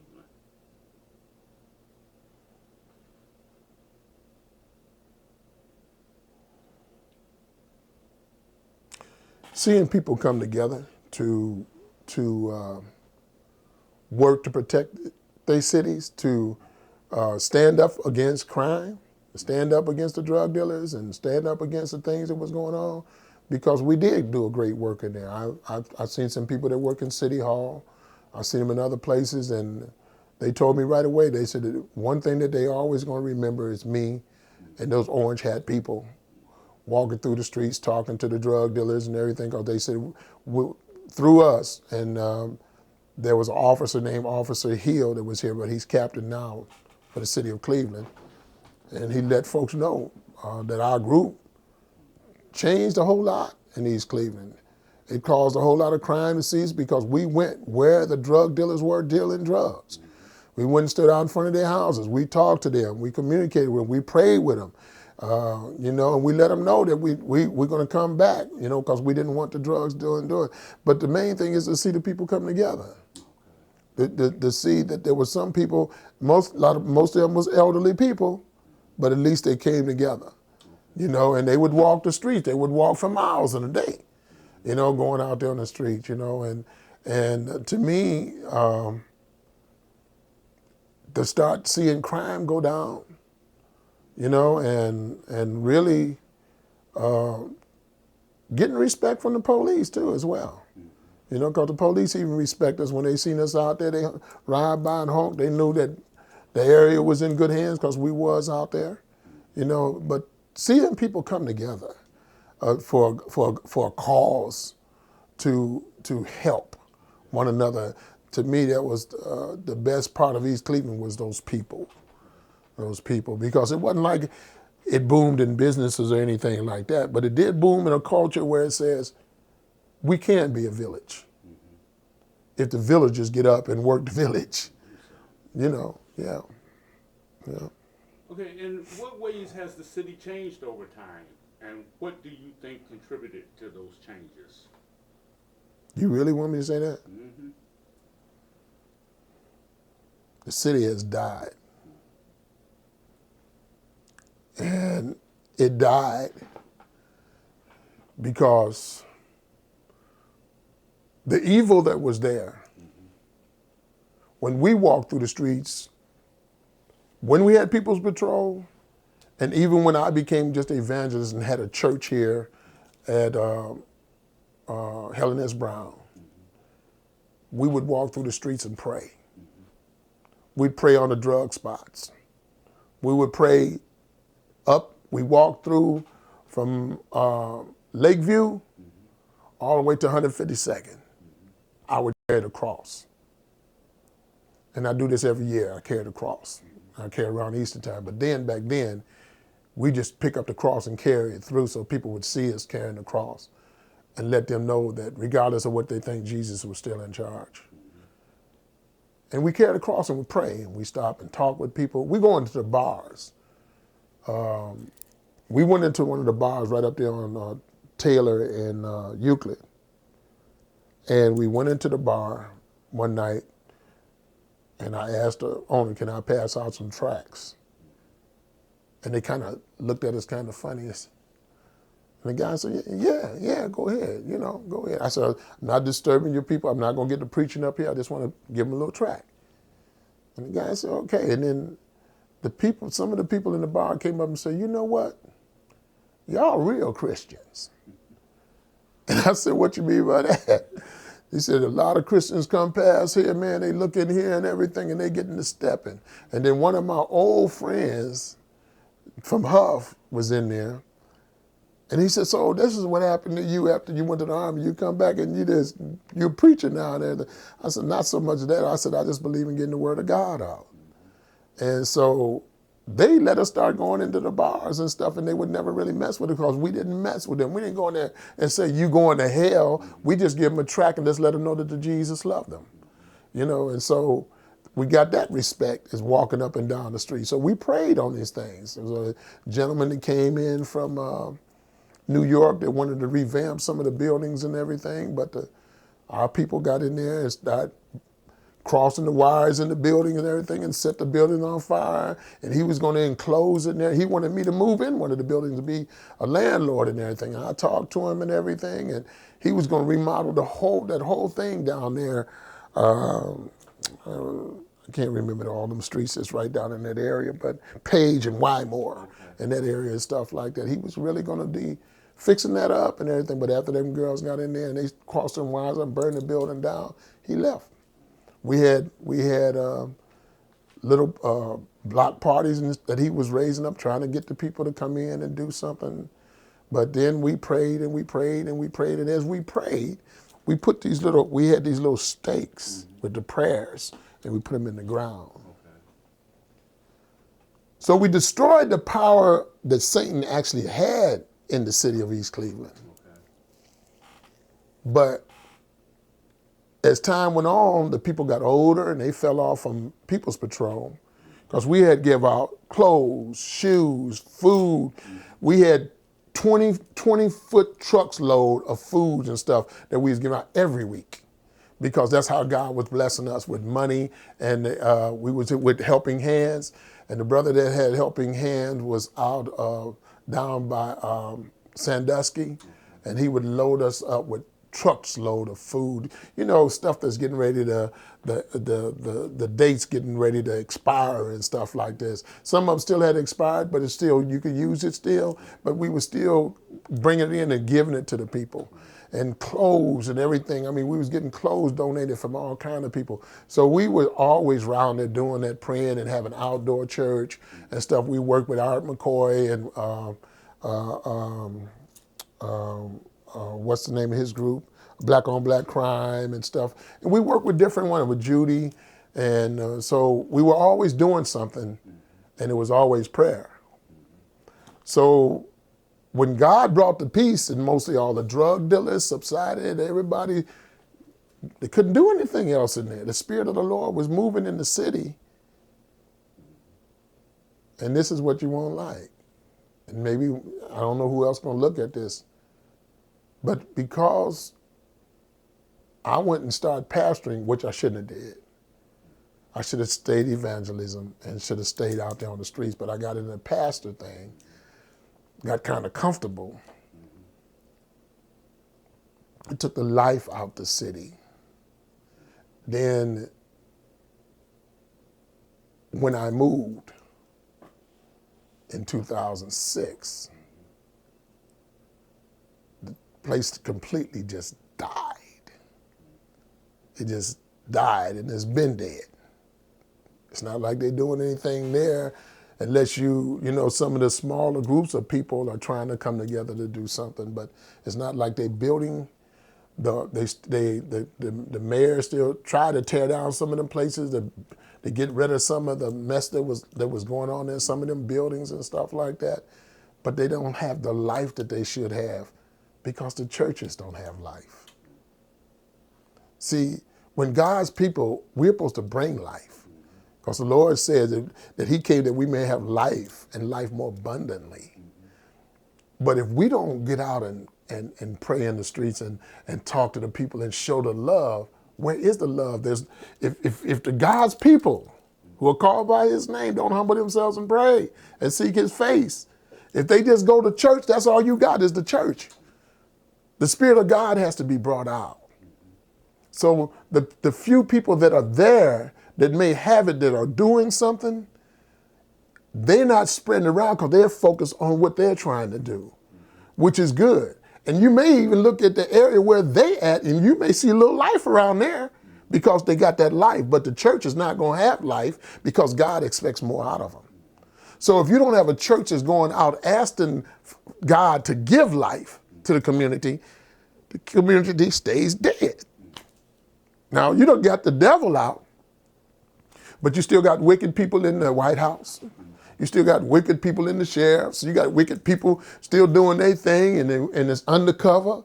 So wickedness is still there, but it's hiding, and because the devil don't want, because he's stupid like that, everybody know he's busy. So it'll become more demonistic before it become lively with the liveliness of God. Because without life from us, there's death. Look at your house. You go up and down the street here, you don't see no house like this. Because there's life in you and your wife, this house is more, just like my house with East Cleveland. My house had that big sign on there. It says, John 14:6, I am the way, the truth, the life. That 6-foot sign, everybody knew my house. That red and white house, that brought life. But it also brought death to the evil that was on that street, because all the evil around me was gone. I was the only house that had a life in it, you know? And so all them houses that I prayed against on them street died, and all the people that I was having problem with was gone. Well, that's what happened. You know, I'd like to go back a little bit to when you first started evangelizing. What encouraged you to do this? East Cleveland's People's Patrol. Well, no, not that. I was at my church, a Emmanuel Christian church. Okay. I don't know how long y'all want to go. But anyhow, I was at the Emmanuel Christian church, and God said, go into the world and teach this gospel to all nations. And so as I studied, that become part of my life. And people used to get on me, you always want to go out on the street, you always want to go out on the street. I said, that's what God give us to do. Fannie Lewis came to the church. And she said, I got too much drug dealing going down here on 83rd Street. He said, I would really like somebody to come out and pray. Walk with me and pray on 83rd Street. And we were having Bible study. And the pastor didn't want to let anybody go from the Bible study. So she came in, and there were some other people that got up with me. I said, look, I'll go with you. And so there's a few of us that went with her, and so we went down 83rd Street praying. She had a little group of people that connected with us, and we all prayed down there. I was carrying a cross every Easter. The Lord told me to carry a cross a little bit more, so I carried a little bit more. So I tried to set up an evangelistic team out of Emmanuel. Had evangelistic classes and everything. When the folks would come, yay. But when it was time to go out, there was only me and Kenny to go out, you know? So I would always feel a little bit disgusted with that, because most Christians feel like they ought to do nothing but go to church and shout, and they think they got the Holy Ghost. And so I just kept doing it. And then God pulled me out that church. And so when he pulled me out, he just blessed me with everything. And I was in East Cleveland working, city of Cleveland, everywhere. You know, people knew me all over the city. I didn't know that. But God made me pretty well known throughout the city. You know. Okay, how has race and racism impacted you personally? And how has it impacted the city of East Cleveland? I don't think it really impacted the city of East Cleveland, but through the city council being so ignorant at the times that I was there, that when the white people would come in to bring their business in, and they would show the ignorance of the nigger. And I will use that word, because them people looking and say, how I'm going to trust these folks out here to protect my business when they can't even get along with one another. We don't know what one going to do without the other. Because like I said, you may have some people there that had some good ideals, but it seemed like if it wasn't their ideal, they had to fight about it. The ideal wasn't their ideal. The ideal was the white people that came in and wanted to bring the business in. So now we need to shut up and listen to what the white folks got to say, so we can find out what we can do for them to keep them. You know, because as soon as you get somebody pull in, when you get you Happies pull in, you had Little Caesar pull out. So how did we keep business? You had the shoe store that was over there. What was it? Allen's and all this stuff. So as soon as they come in, they out. Oh yeah, you can get a little gambling place over there to stay in because it's a place where the devil has his power. So of course the devil's little workshops are gonna hang in there. They'll be there, you know. But other than that, what else do you really got? You had shoe stores come in up there on one end by the police station, pull out. People pull that out business. You know, when you're pulling out business, and then you got a whole little street right there in front of Forest Hill that used to where ours used to be and everything. I told Art a long time ago, get them drug boys off and down the street down there with you, because you black on black crime. You need to go up there and you need to stop that and everything. The guys are looking at me like I'm crazy. Say, you can't be on black crime and not go up there and understand that they pushing dope to black folk. So Art got out there one day, got mad and got that bullhorn and went down there by himself because his little group didn't go. And he finally went down there and did something about it. But what happened to that? When that died and that was killed, there it was dead. That liquor store don't even sell it and make the money that it's supposed to make. Why? Because in front of that liquor store is one of them pegs that we put in the ground and prayed against. Oh, okay. So they don't make the money that they could make. No, they closed. They gone. Oh, they are? Oh, I didn't know. I just thought I'd tell you that. We put a peg there. We put a peg in there long time ago. Long time ago. When I was running with the blockbusters, we put that in there. You know. But we put that in there, prayed against that wouldn't last. You know, so it had its time, but if you go through and drive through the city dead. And if anybody want to get the city started, tell them churches, tell Small and them who's been there all these years. So Pastor Small, would y'all come out and just walk through the street? Go over there and get Finney. And then tell them, say, look, would y'all please just walk through our neighborhood and give us some life back? Go over there and get some of them other guys that's been around there. Go in there and get that brother that took over that Seymour, wherever it was on the corner of Shaw and Hayden right there. You know, tell them, get out and walk through the streets and pray. No, y'all want to have church. That ain't God want. God want to be glorified. You ain't glorifying him by going in the church, standing around and jumping, shouting, and going out doing nothing. That's why he don't give the church no power nowadays. They powerless. I mean, you got people coming up to church falling on the ground all the time. They think that's what they supposed to do. They get up, they the same demon they was when they fell. And that's the truth. And I mean, folks dancing around and shouting and screaming. You see them do all that dancing around and they shouting and doing all that screaming in the church, and they can't lift God's name up not one time in their own home. Let alone church, let alone streets, but in their own home. And so that's why you have death in the community, because the people of God don't bring no life. Okay, how about inequality? Has inequality impacted you personally? And do you feel like inequality has had an impact on East Cleveland? Qualities of what? Inequality. Or what? Help me to understand what you're saying. Okay. Let me answer this thing about equality. Quality in a community, you want to see progress. You want to see businesses, schools they redid the schools, and the schools are cool. The schools are good. They got new schools and new building. Okay, then they tore down Shaw High School, and they rebuilt it. The old Shaw High School had a swimming pool in it, right? For instance, they built a new one without a swimming pool. They took the quality from it, because our kids need everything, because black kids don't know how to swim. So why you take the quality of the school out? Okay, that's one. So you built these other schools and you put all these things in it. What are you teaching them? Okay, so now you got the schools. Are they teaching economics? I'm not sure. Maybe somebody needs to look into that, because see, economics is something that every kid needs to know, because as soon as that kid graduates, and if they graduate with good grades and everything, a credit card company sends them a credit card because they're going to college, and they get a credit card that say $5,000. That kid don't know nothing but to spend, instead of saying, wait a minute, I'm going to save this money here, maybe use this to help buy me a car to get transportation, help get my books, and help, buy what I need to try to live on campus or off campus. No, they don't understand that, because they're not getting that kind of quality in the good schools that they do have in East Cleveland. Okay, then now you look around. There's very few stores you can go and shop or buy anything in East Cleveland.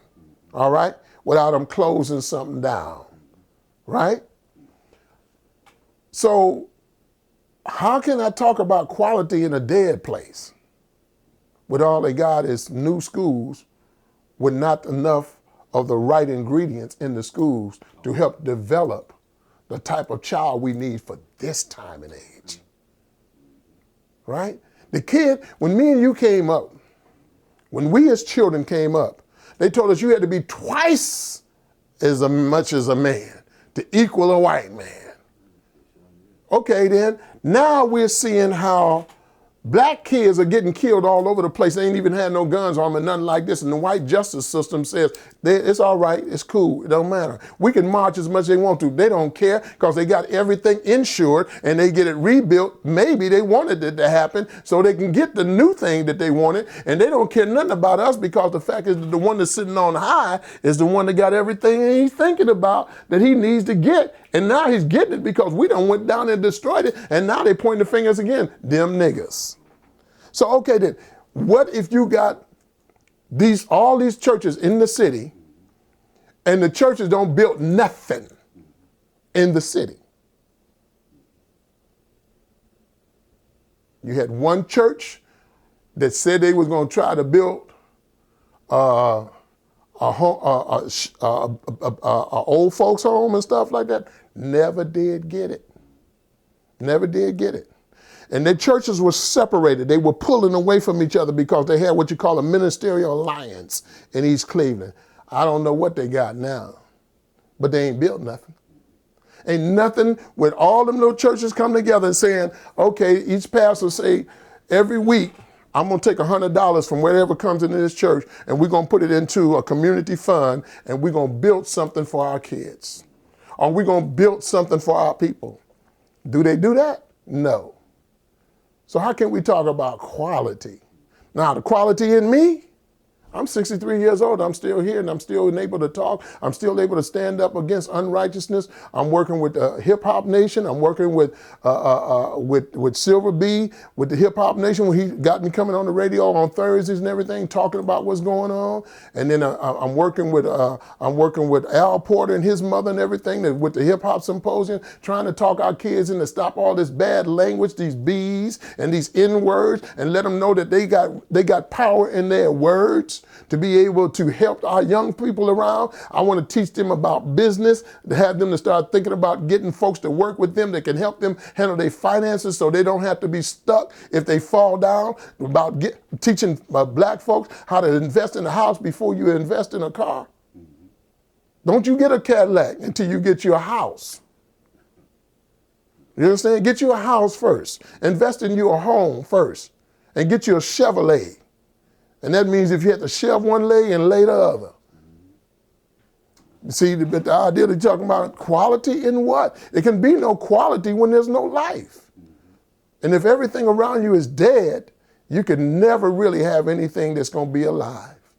And if you don't have the love of Jesus Christ and God, and even if the Muslims, I'll give them a break on this interview, Allah, but Allah still have to revert back to Jesus Christ. Without him, none of it makes any sense.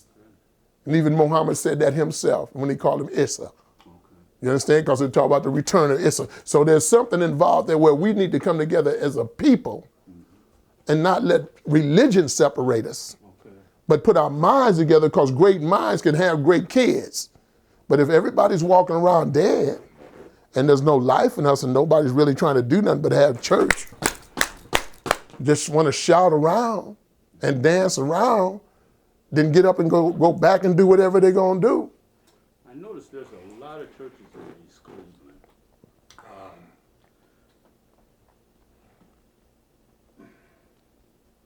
They have an organization, Concerned Pastors of East Cleveland. Was they available when you were pastoring?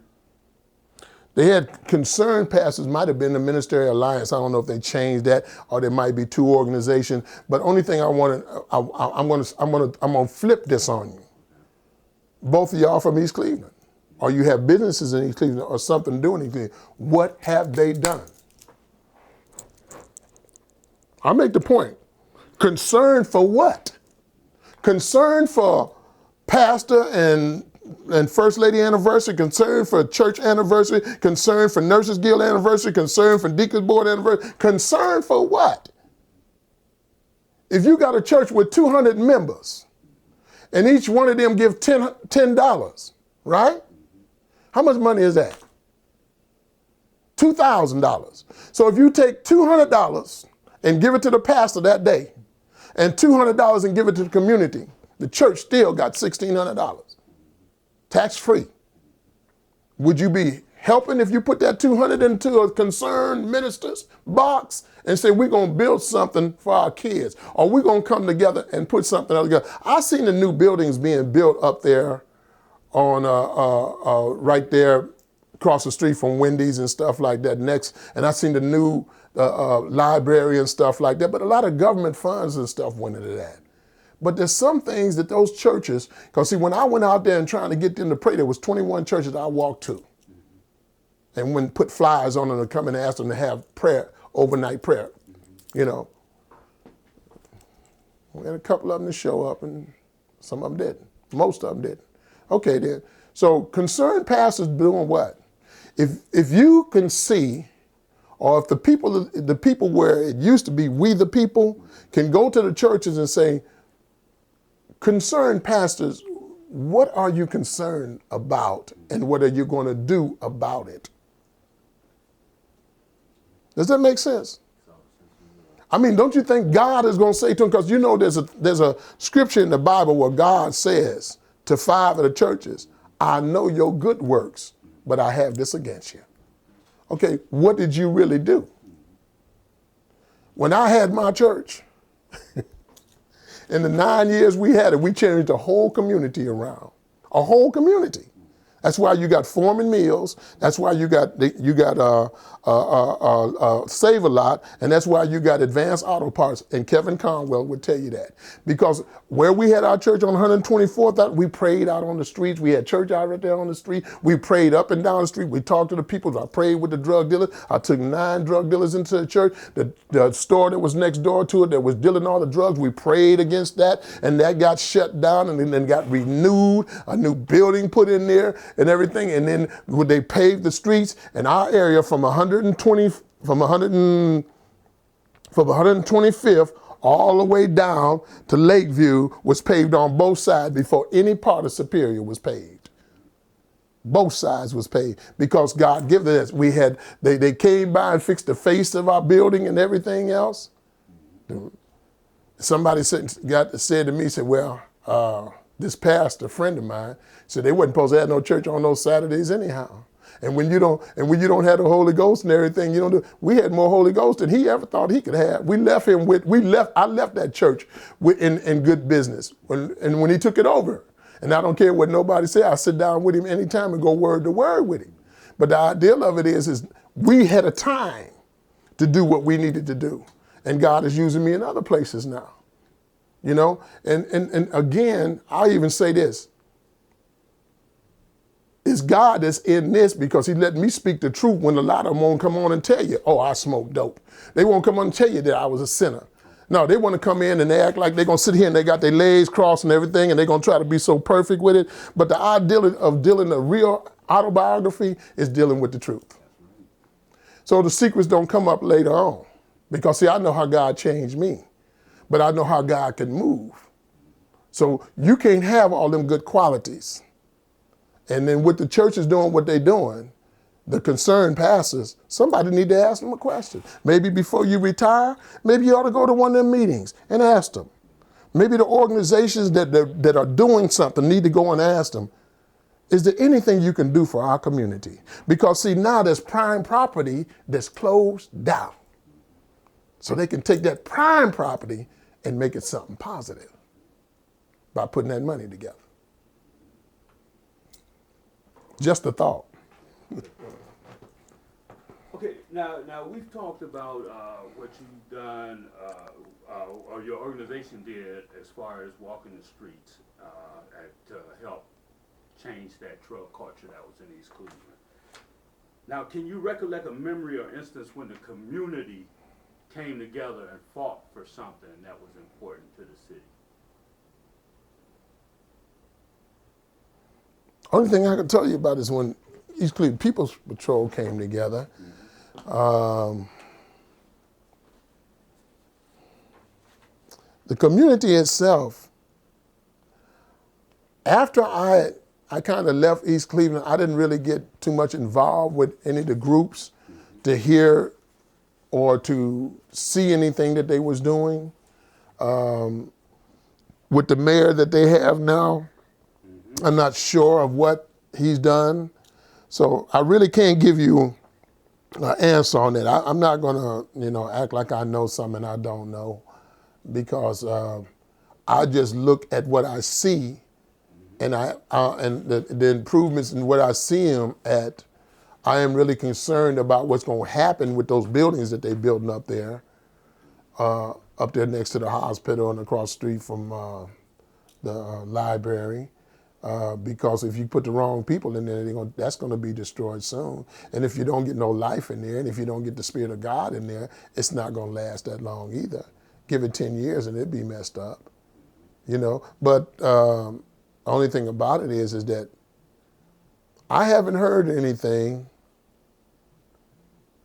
that they haven't really did anything. And maybe I might, like I said, I don't know. Were you still here when Huron Road closed? Yes. Okay.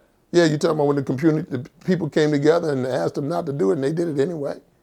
So I mean, you still got a church there, you still got that there, but you don't have the emergency center that they wanted to keep there, the trauma center and everything and stuff like that. But the only thing about that is that money has power, and when you have people that's only going to come out in a few, you got the few activists and you got the old folks.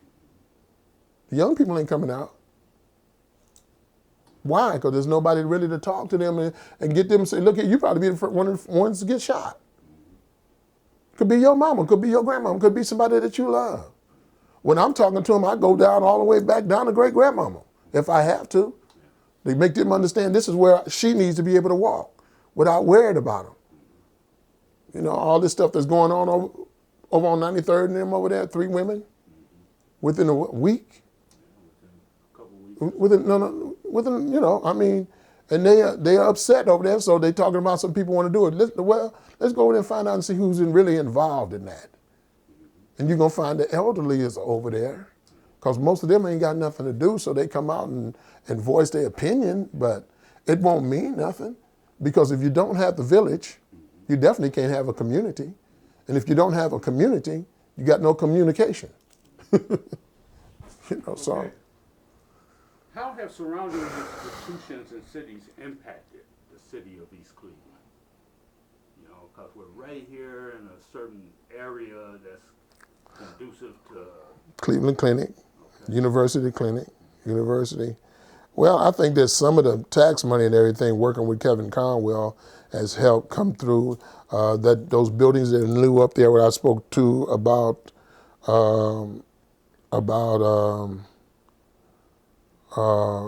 across the street from the library and everything. I don't know if some of that money came from them.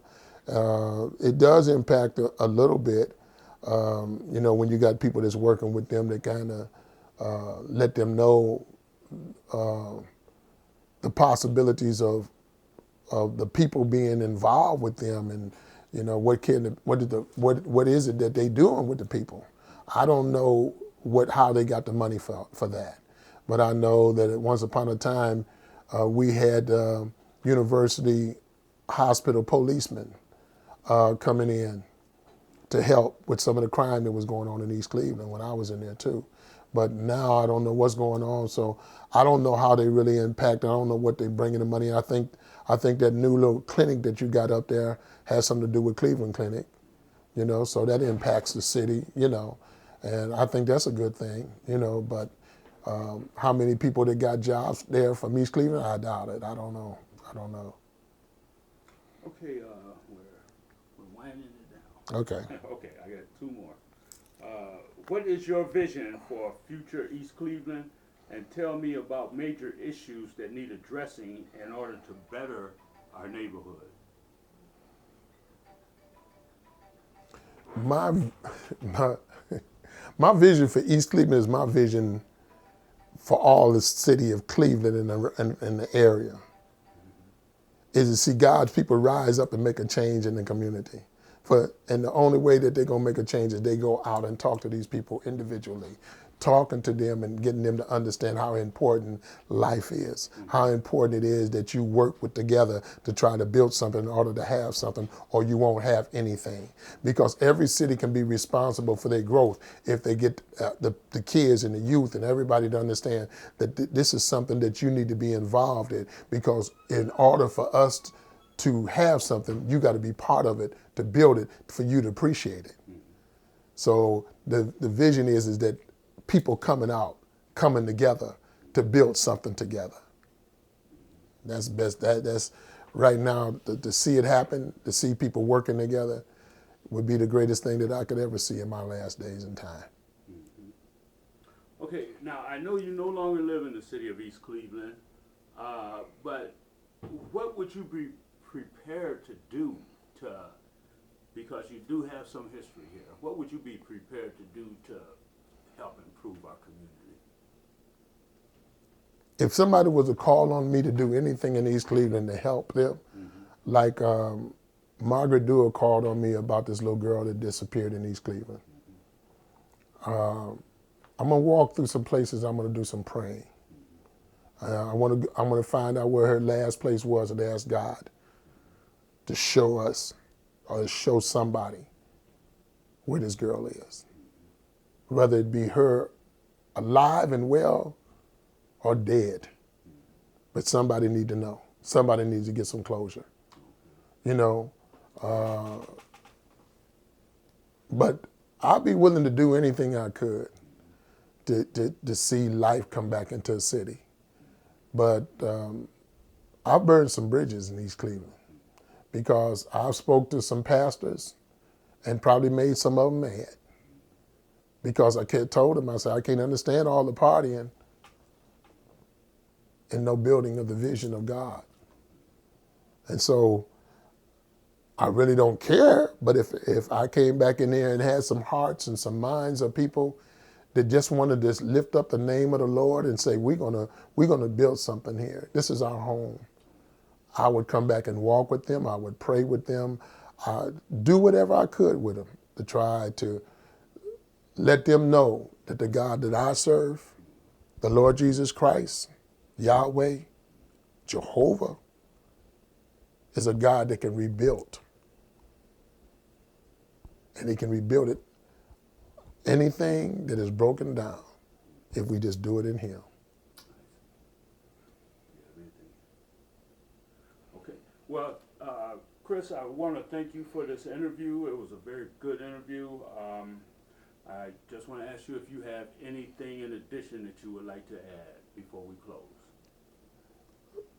Just, I'm honored to have done this, and I pray that people will see it. I hope people will hear what I said, not just the negative things, but just hear everything that I said. Because see, I'm just a person that believes that nothing can be done right unless God is in it. Nothing. I don't care what you say or what you do. We, the people, cannot do it alone.